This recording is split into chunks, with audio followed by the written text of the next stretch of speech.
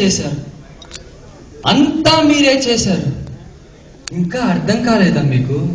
ఈ ప్రాజెక్ట్ కి రాకముందు నా దగ్గర ఏం ఉందో ఇప్పుడేం లేదో అదే నేను కోల్పోయింది. చిన్న చిన్న ప్రోగ్రామ్స్ కూడా రాయలేకపోతున్నా సార్ మీ వల్ల. మీరు ఎప్పుడు మీ ప్రాజెక్ట్ సక్సెస్ అవ్వాలి, మీకు అప్రైజర్ రావాలి అని కోరుకుంటారు, కానీ నాకేం వచ్చు, నేనేం చేయగలను అని ఆలోచించారు.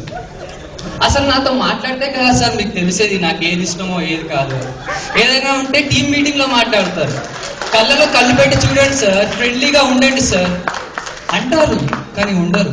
ఎందుకంటే అంతా మీకు నచ్చినట్టే జరగాలి. మీరు నాకేదో టాస్క్ ఇస్తారు, నేను ఏదో చేద్దాం అనుకుంటాను, కానీ ఆలోపే మీరు వచ్చి ఇలా టైప్ చెయ్యి, అలా టైప్ చెయ్యి అని నా కీబోర్డ్ ఇలా పట్టుకొని నా కీబోర్డ్ కూడా మీరే నొక్కేస్తే ఇంకా నాకెందుకు సార్ సిస్టమ్?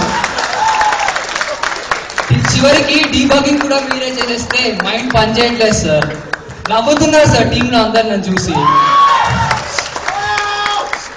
మీకు తెలియదు సార్, మీకు నచ్చిన ప్రాజెక్ట్ సెలెక్ట్ చేసుకోలేక, నాకు నచ్చినది చేయలేక నేను నరకం చూసాను. ఫ్రస్ట్రేషన్, కోపం, చిరాకు, ఎవరిని చూపించాలో ఎలా చూపించాలో కూడా తెలియకపోతే ఒకసారి నా సిస్టంలో పెట్టేశాను.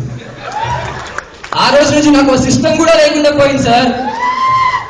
మీరు ఇప్పుడు గెలిచారనుకుంటున్నారు కదా సార్, కానీ మిమ్మల్ని గెలిపించడానికి నేను ప్రాజెక్ట్ డ్యూరేషన్ మొత్తం ఓడిపోతూనే ఉన్నాను. ఇలాగే ఓడిపోతూ ఉంటే ఏంట్రా నా లైఫ్ అని ఒక్కసారి వెనక్కి తిరిగి చూస్తే అందులో అంతా మీరు రాసిన కోడే ఉంటుంది, నా కోడ్ ఉండదు.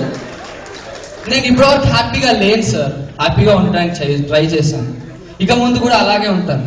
కానీ అది చిన్న రిక్వెస్ట్ సార్, నాకు రాని ప్రోగ్రామ్ ఇచ్చి అవుట్పుట్ మాత్రం ఎక్స్పెక్ట్ చేయకండి సార్. అవుట్పుట్ మాత్రం